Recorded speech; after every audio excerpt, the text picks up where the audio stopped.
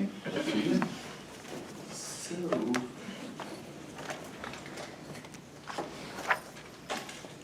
last time, forever ago, let's say, we looked at something called l'hôpital's group. Named after some French guy. I have to say with a French accent or else it won't work. It says that basically if you have some limit of a division of functions and that limit approaches 0 over 0 or infinity over infinity specifically, then that limit will be the same as the limit that you get by taking the derivatives of the top and bottom separately.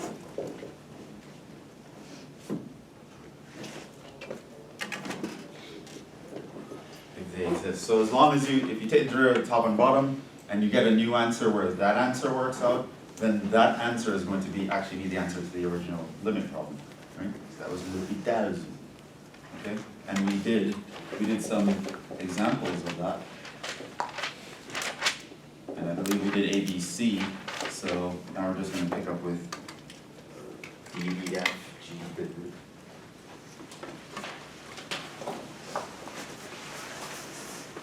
And look at some other examples.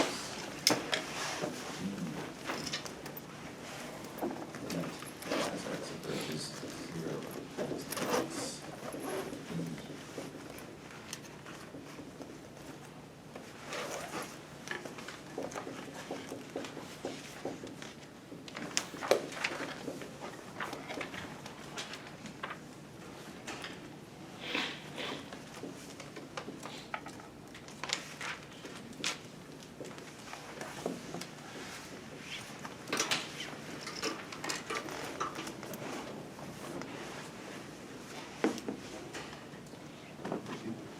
Finish those guys up.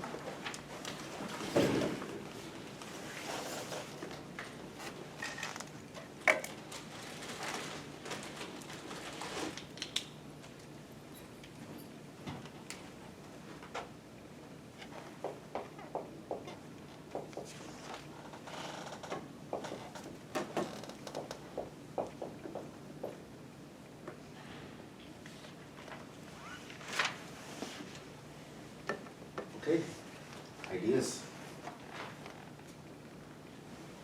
Yeah? I took ln of x to the x, Okay. and then How were you able to do that? I thought you could just do that.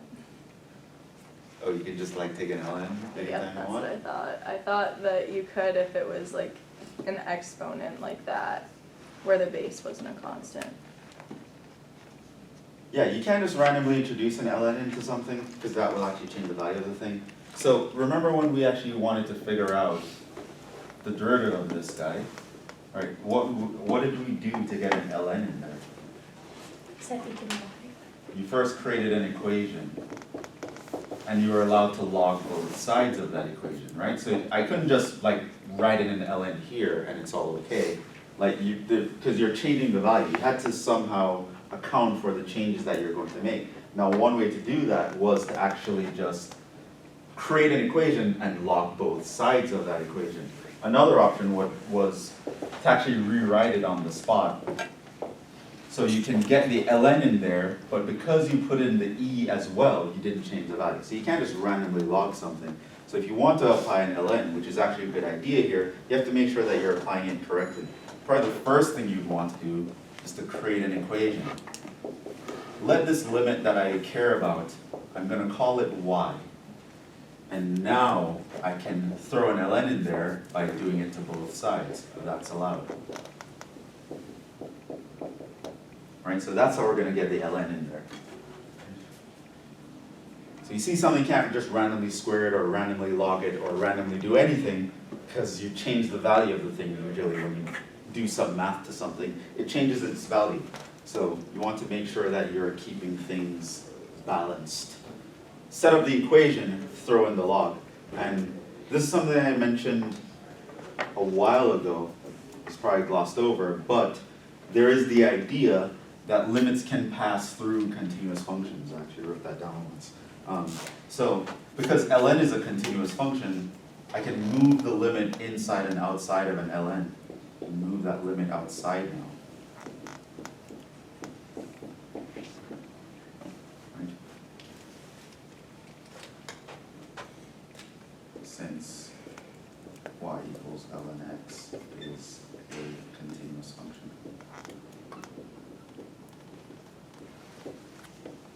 Right? So limits can move inside and outside of continuous functions. You can factor them in and out. All right, so now that we're finally here, where you thought we needed to be, what did you do at this point? So we have the ln of x to the x.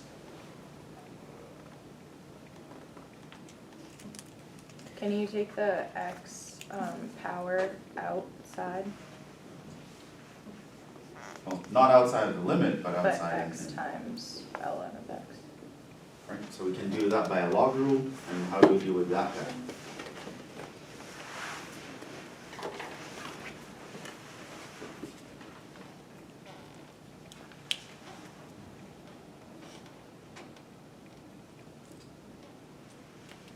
Yeah? Can you put ln x over x to the negative one? And then it would be.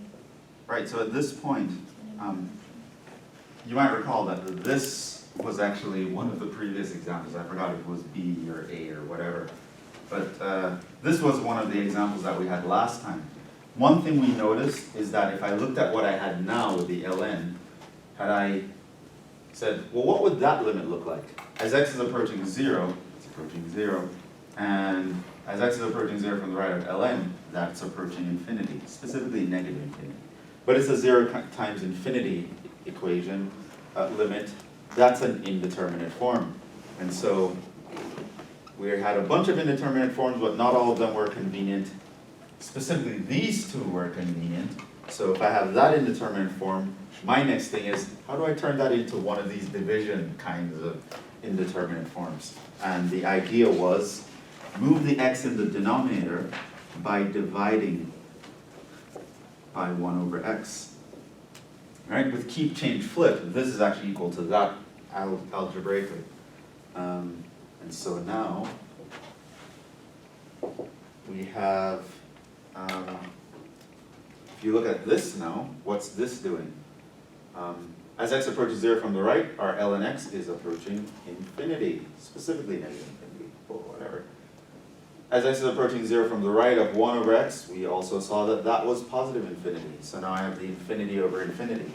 So now, this puts me into the situation itself isn't convenient, but it's a convenient situation for me to apply some technique, le pitage.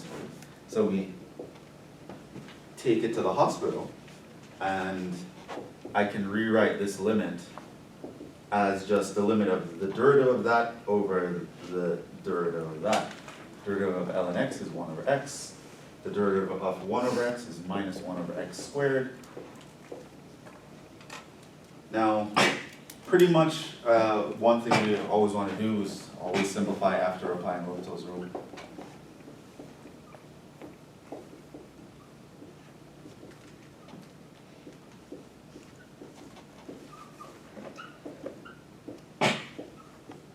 And see where you are. See where you are after that. Now, sometimes you might need to apply L'Hopital's rule multiple times, but if you don't simplify, you could miss the opportunity to get out of that loop. So before moving on, what I'm going to do is I'm just going to simplify what we had. And pretty much from this step to the end here, it's going to be something we did before in a previous example. This actually keep, change, flip became minus x. And so now, that's actually 0. So, is the limit 0?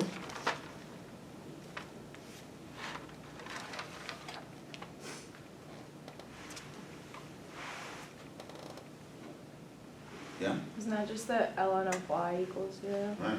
So remember, there was a whole other side here. So we have ln of y equals 0, right? Now y is the limit I want. So how do I solve for y here? Yeah, Do you do e to the 0? you e both sides, right? So that's something you're gonna need to remember for the test, like I do ask you guys to solve exponential and log equations and simplify exponentials and logarithms. So e both sides, 1 is the answer. So that actually approaches 1 as x approaches 0 from the right. Now, the danger of not realizing that there was another side and just randomly introducing a log here, once you get to this situation where you get equals 0, you think, oh, is that the answer? Well, it's not actually the answer, because you introduced a log in there that changed the value. Putting a log on the limit changed the value of the limit from 1 to 0. But if you created an equation where now you can undo the change that you made originally, you'll get to what the actual answer should be. So that would be the approach for this integral here. This limit, doing integrals in my other class. So that would be the approach for this limit here. So it's something to a power. Powers, whenever they're not convenient, we use logs to get rid of them. That's a general principle. Can't just randomly throw a log in though, so I set up an equation first, log both sides. Then I can simplify on the right side, and using L'Hopital's rule to help me, I can get to an answer, but that's just the ln of the answer, so I undo the ln afterwards. It's worth mentioning that, so this is kind of a log differentiation-esque type approach to limits, where the original limit was complicated in a particular way, like the base and the power are variables. So I introduce a log in the right way to get to the answer. And that being said, we could have done it the other way, like if I had the limit as x approaches 0 of x to the x. If you want to apply the other version, you could have just rewritten this on the spot, e to the ln of x to the x. That's the limit of e to the x ln x.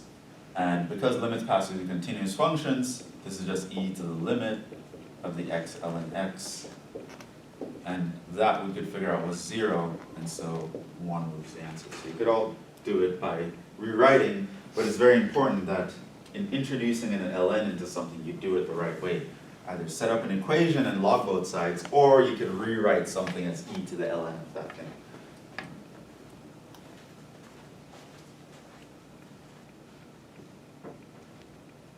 So things need their due process.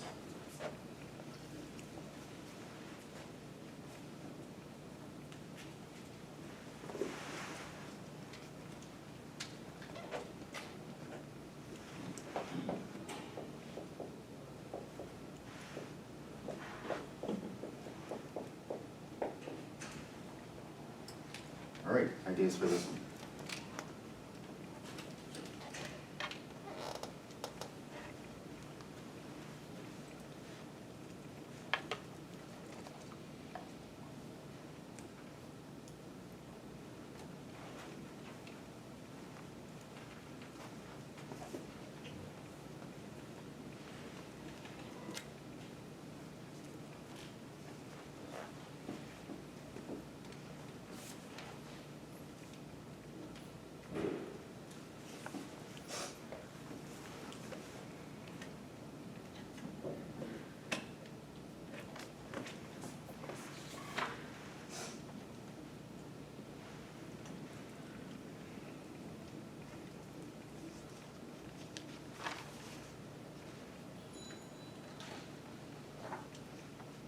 What do you think? What do you want to do here?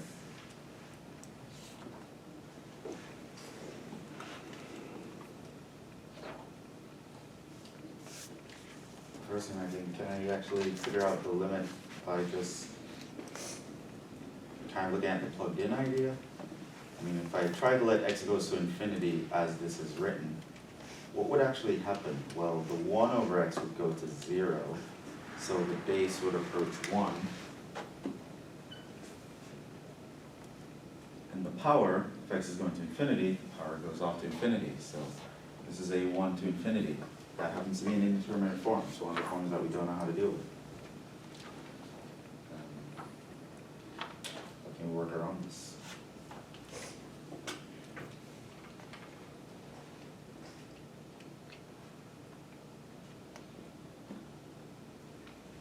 Do y equal on each side, so y equals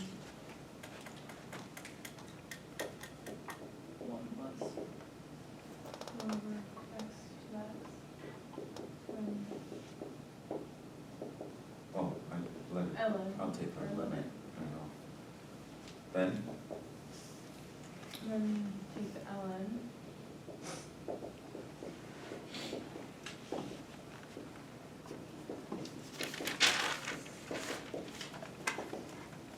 Then if you rearrange to ln of x, like bring the power down, x ln of. I can only bring the power down if ln is right beside the thing. You have to move the limit to the So outside. you move the limit to the outside first, which I'm allowed to do because ln is a continuous function.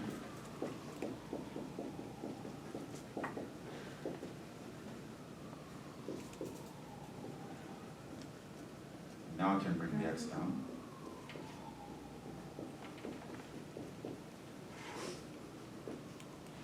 Okay, what do I do now? Take the derivative.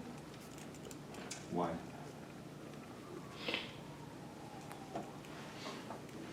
What does this form look like? As x approaches infinity, what I would have is this part here is approaching infinity, and times what's happening to the ln? Well, as x approaches infinity, 1 over x goes to 0, so this goes to 1. So this approaches ln of 1, which is 0. So this is 0 times infinity. Am I allowed to take derivatives? No. No. What situation do I need to be in where derivatives would be appropriate? Infinity over infinity or 0 over 0. One of these two situations only. So I'm not allowed to take derivatives yet. What can I do?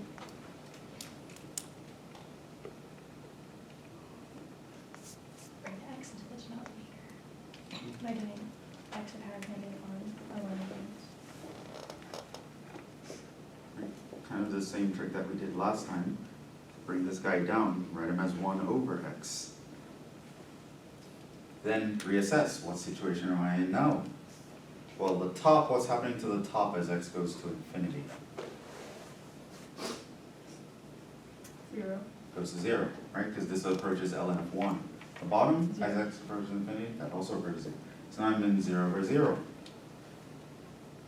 So now, it turns out, hey, that's one of the convenient forms I can be in. So now, I can do loopy dead.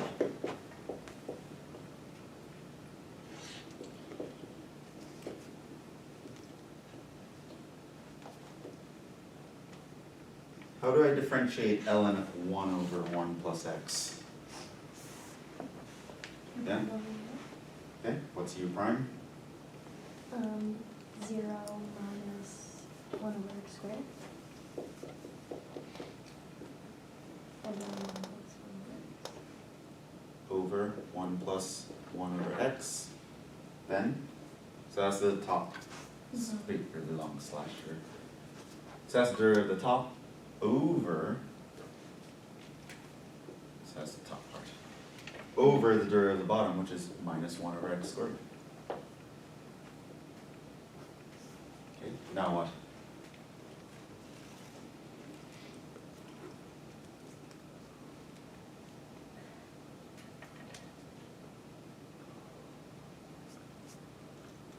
Yeah? It becomes 1 over 1 plus 1 over x because the negative 1x over x squareds cancel. Alright, these cancel. You can either cancel these right away if you notice that thing. Another way to actually look at that is to, it's one fraction divided by another fraction. So you do the whole keep, change, flip idea. So you leave this guy alone, and then you flip the bottom fraction and multiply. The x squared cancels the x squared, the negative cancels the negative, and so you just end up with 1 over 1 plus 1 over x. Either way, this simplifies nicely, which after applying L'Hopital's rule, you always try to simplify before trying to do it again. Can we determine what this limit is? What's this limit? 1. It's 1, right? Because the 1 over x is going to go to 0 as x approaches infinity, so I have 1 over 1 plus 0. So this limit here is actually 1. And so is our answer 1? No, because you have to remember that this guy was over here. ln of y is 1, which means that my y must be e, which actually makes a lot of sense. This was one of the definitions of e that I gave you. So here's a way you could actually derive the fact that that's e.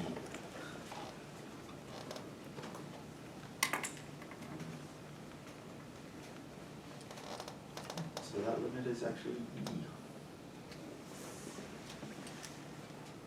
So again, it started out being an indeterminate form here, 1 to infinity, but we kind of just rewrite that. Whenever a power is going to be a problem, getting a log in there is very convenient. Way to get it in there legally is to set up an equation, log both sides. Then we can simplify. Once we can get to one of the indeterminate forms where there's a product involved, it's easy to get the division involved just by moving one of those pieces to the bottom and writing 1 over that thing. Those are just some general principles that we can apply.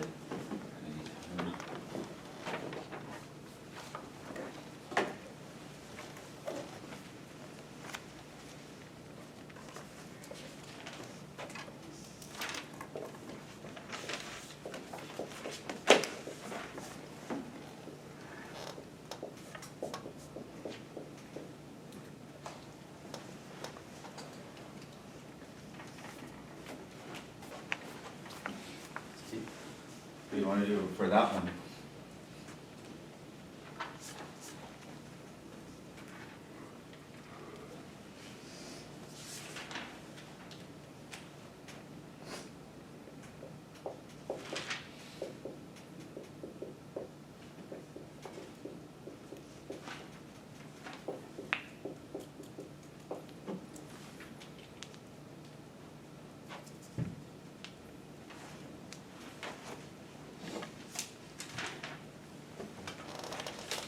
Ideas?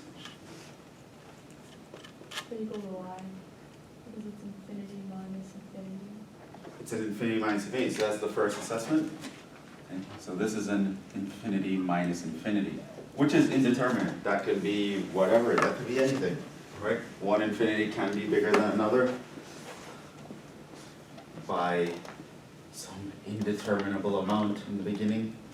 So what do you want to do now? So equal to y.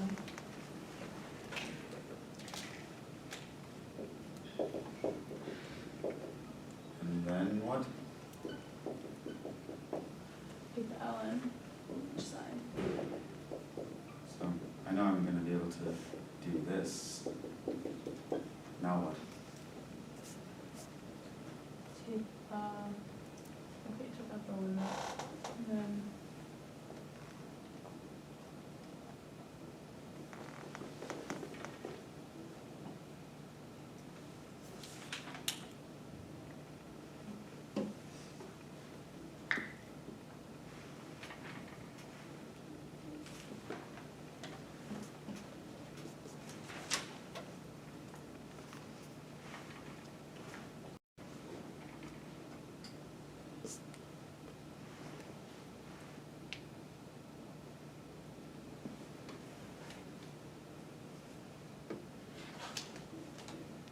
What do we do now?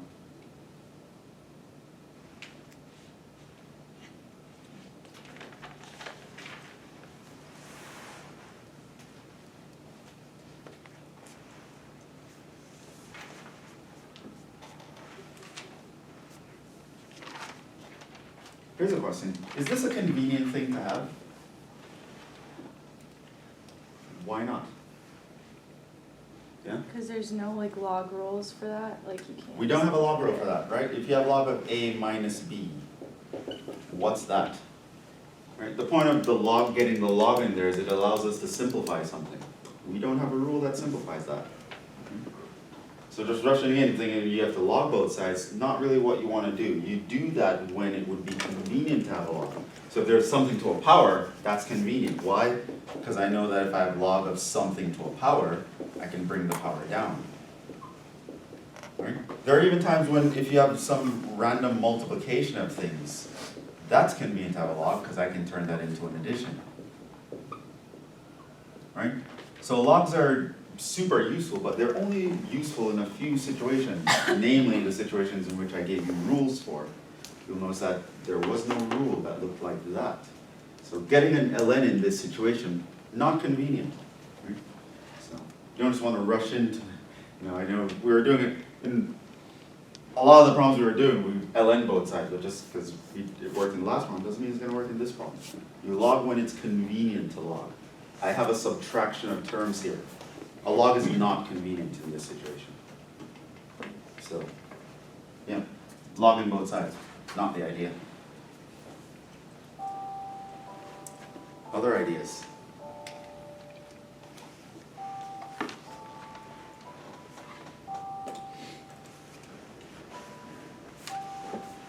So we have an indeterminate form, so which means you're automatically thinking about indeterminate forms, which means you want to be able to get to a convenient indeterminate forms. And remember, there are two of those. We want to get it to the convenient indeterminate forms.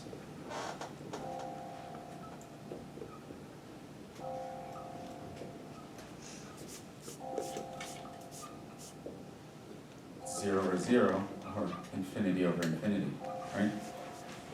So, if you have any other indeterminate form, your goal should be to get to one of these two. Now, sometimes to get to one of these two, a logarithm is going to be super useful. Not all the time, right? If I have a subtraction of things, logarithm, not useful. I don't have a rule that allows me to simplify that. What else could be useful? Well, we also saw that if I had one of the indeterminate forms that were a product, like a 0 times infinity, well, I could transform that into a division of the two things. Why? By just taking one factor and moving it to the bottom and writing 1 over the factor. That was an option. Now, that leads us to a question. A log is not convenient here, but is there something that's convenient that can bring me to a situation where I have two things adding or subtracting, but I can transform it to a situation where I'm multiplying or dividing? Yes? Could you do like x times e to the x minus x over x? So like you're putting an x in the denominator. That's the thing. Factoring is what you just did, right? Now if you remember, now look at this, going from, so essentially what you wanted in this situation is you wanted a way to go from something like a minus b to a multiplication of things, like c times d or whatever. And so now you start to think, is a log the way that I would do that? The answer is no, that's not how you would do that. Do you know about things that can go from a situation of things being subtracted to things being multiplied? And heck yeah, you should know that. If we had these two things subtracting, I knew how to turn that into a multiplication. Right? And if I have a bunch of things being added together, I know about ways to turn that into multiplication. What was it? Well, it's factoring. That's the whole point of factoring. Factoring is the process of changing things from a sum kind of idea to a multiplication kind of idea. So here I had a sum of terms. I would rather a multiplication of terms so that I can turn it into a division. How do I go from a sum to a multiplication? Well, factoring is how you do it. So the thought process here is not the logarithm, not convenient here. Factoring is the convenient idea. Namely, I could factor out an x, and then what would I have left over on the inside? Well, e to the x over x minus 1, right? So, again, you're thinking factoring here, you might not see well, there is no common term or anything, how do I factor that? Well, technically you don't always need common terms to factor things. That's just a particular strategy that works in a particular situation. In general, you can factor out whatever you want out of anything, as long as you're not factoring out 0. You just make sure you divide everything on the inside.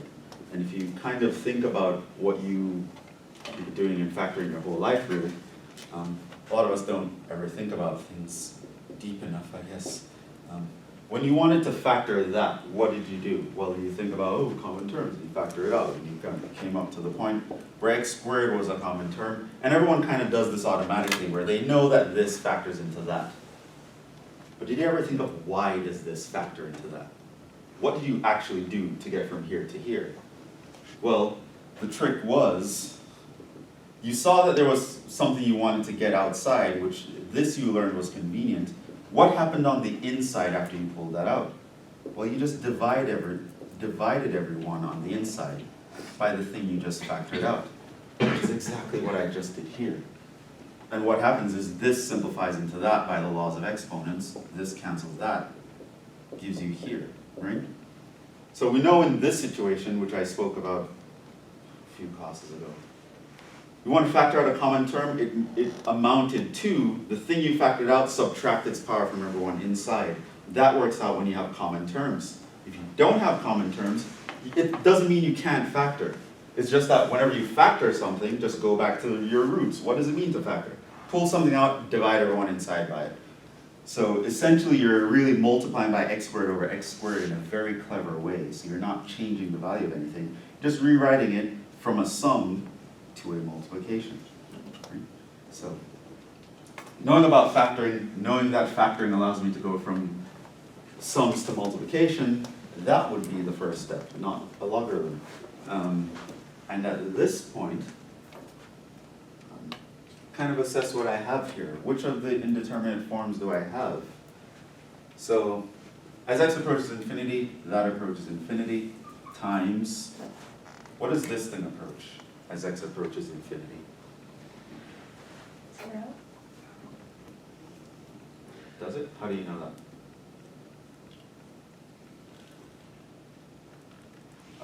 Yeah, do you have that? I was gonna say it would be times infinity. Why would it be infinity? Because e to the x is going to accelerate and like grow a lot bigger, a lot faster than just x on its own. Right, so this part here, you expect to go off to infinity? Right, because the e to the x is larger than the x. And in fact, on top of that, this was one of the examples that we did. I think that was like example A or B.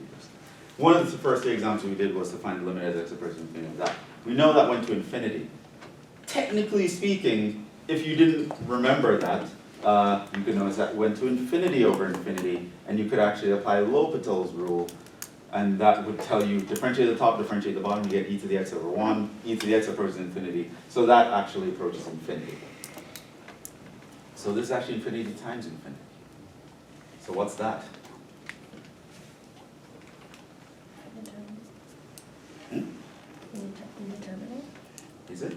No, it's infinity, it's just It's infinity. infinity, not indeterminate. So this guy here, not indeterminate.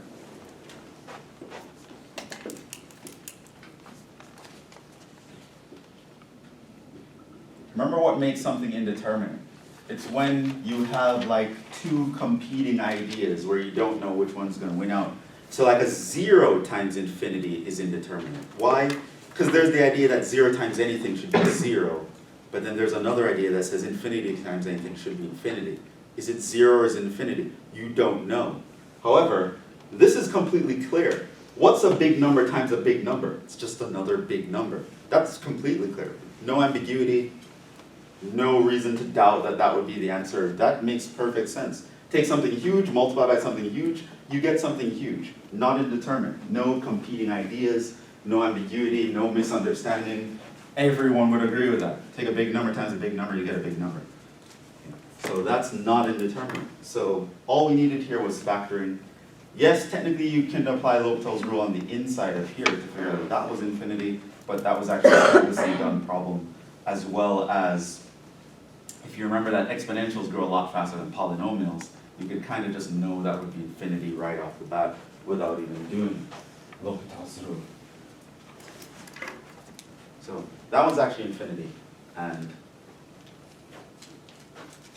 you would only need L'Hopital's rule in this situation if you didn't know what that guy was, but you should probably know that without L'Hopital's rule at this point.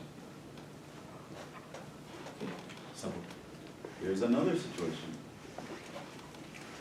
And let's kind of just see what we have in the beginning. Is this even indeterminate? If I start to plug in x equals 1, well, approaches 1 from the right side, so let's be very specific. If x approaches 1 from the right side of this, that goes to what?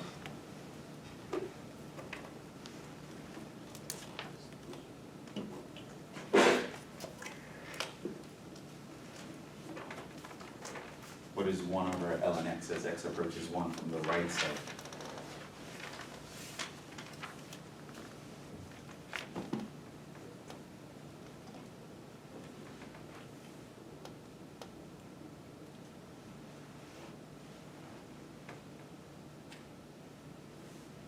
Yeah? Well, it's gonna hit like an asymptote because if it's going from the right, it's like approaching 0 and 1 over ln of 0 is undefined. 'Cause ln of 1 is 0, so 1 over 0 is undefined, so. in terms of- No, close, but no cigar. If it was approaching 1, you would be correct. But it's approaching 1 from the right specifically.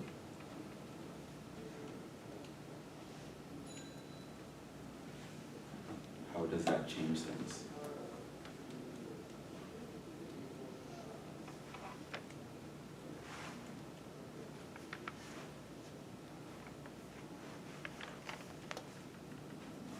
For approaching 1 from the right, how does that change?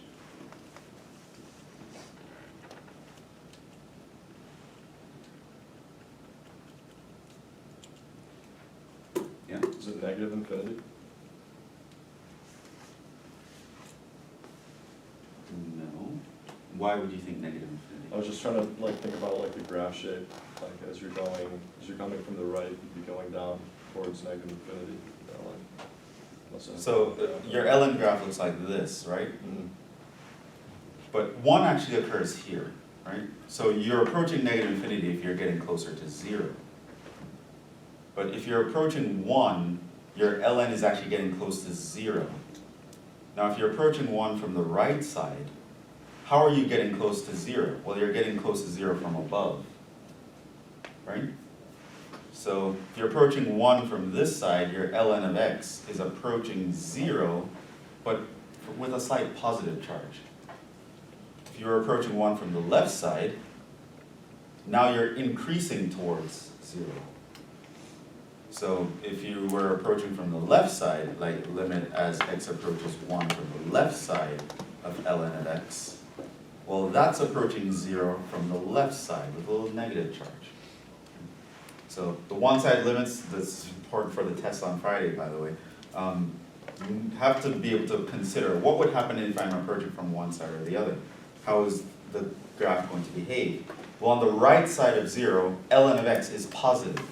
So it's approaching, this is approaching 1 over 0 with a slight positive charge. So it's not just a straight up plain bagel 1 over 0, which we know is undefined. It's 1 over 0 with a slight positive charge. This goes actually to positive infinity. Now, with that same kind of nuanced approach, what is this approach? Yeah. So I have a question. So is that like generalizable? So 1 over 0 with a positive is positive infinity and 1 Yeah. over 0 with a negative is Yeah, negative? we actually did the same thing when we looked at, say, the limit as x approaches 0 of 1 over x. Remember when we were doing that? The idea was we looked at the graph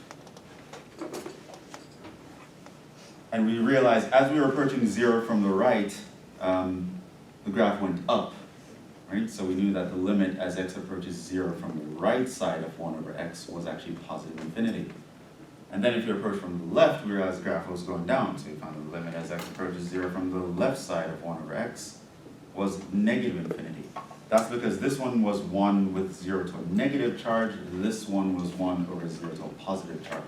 And then when we combine those two ideas, we realize, oh, does not exist has to be the answer. But in considering it one at a time, we were considering 0 with a slight charge on it. And yeah, positive 1 over 0 with a slight positive charge is positive infinity. But if you just try to combine the two together, that's where things can get kind of weird. We also looked at the fact when we were looking at 1 over x squared as x approaches 0. And again, either from the left or the right, whether we're approaching 0 from the right, we would get of 1 over x squared, it was 1 over 0 with a positive charge. And if we approach 0 from the left of 1 over x squared, it was still 1 over 0 with a positive charge, because the square always made it positive. And so combining these two together, we got positive infinity. Both sides actually went up, whether you're approaching left or right. So notice that you're going off to infinity, but you're above the x-axis, you're going to be a positive charge. Same thing here. ln on the right side of 1, it's above the x-axis. So it's getting close to 0, but it always has a positive charge approaching 0. If you're to the left, it has a negative charge approaching 0, because it's below the x-axis on that side.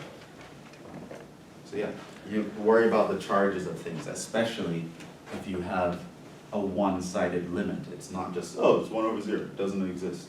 Not so fast. Consider both sides. 1 over 0, as we learned in lecture 1, is completely meaningless. You don't know what it means. You need to examine things a lot further.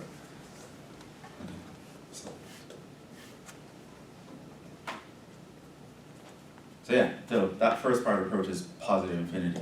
What about the second part?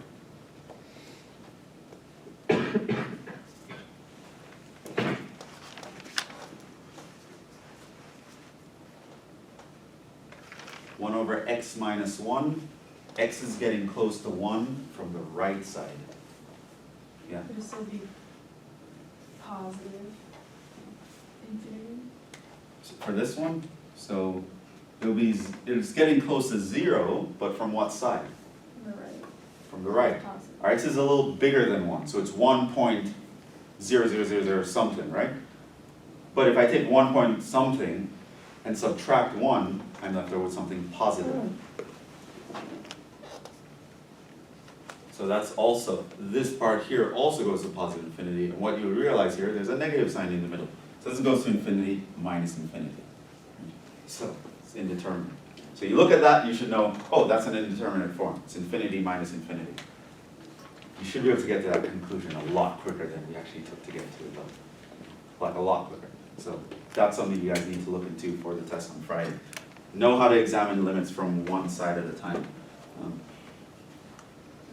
So that's an infinity minus infinity. It's an indeterminate form, not a convenient one. The most convenient ones are 0 over 0 or infinity over infinity.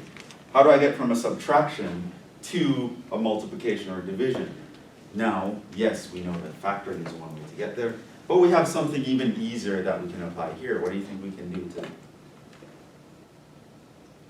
Yeah? Like the least common denominator? Yeah, just combine them into one big fraction. I'll automatically have a division. It's two separate fractions. Combine them into one big fraction to get a division. So, again, not going to throw a log in here. Not necessary, not useful. Logs do not help with subtractions. So, I would factor something out if I had a situation like this, but in a situation where I already have two fractions, just combining the fractions is going to be good. Instead of worrying about two separate fractions, worry about one at a time. So remember how you combine fractions the quick way. Cross multiply to find the tops. X minus 1 times 1, you would get x minus 1 minus ln x times 1, get ln x over, multiply the denominators to get the new denominator. So that's x minus 1 times ln x. So I've combined it into one big fraction. Let's clean this up a little bit. It's x minus 1 minus ln x over x ln x minus ln x. So now it's one big fraction. Let's examine what form we have now. So as x is approaching 1, this gets close to 1 minus 1, which is 0, and as x is approaching 1, ln of 1, 0, so the top is 0. What about the bottom? X is approaching 1, that's approaching 1. X is approaching 1, ln of 1 is approaching 0, so that's 0 times 1. ln of 1 is approaching 0, so we have 0 in the bottom. So, combining fractions, I'm now in a situation where I have a 0 over 0 indeterminate form. So what do? We apply, look, that's more Italian, but I don't know if it's going to work now that you see the French. I don't know. Okay, have to be very careful though. But we're in a point here where we can do look at that. So, differentiate the top. Derivative of x. 1. Derivative of minus 1. Derivative of minus ln x. Differentiate the bottom. Derivative of x ln x.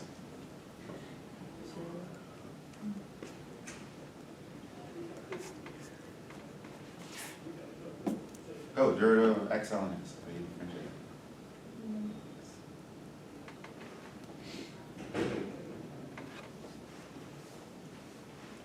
1 plus ln plus ln x. Alright, by the product rule. Differentiate this.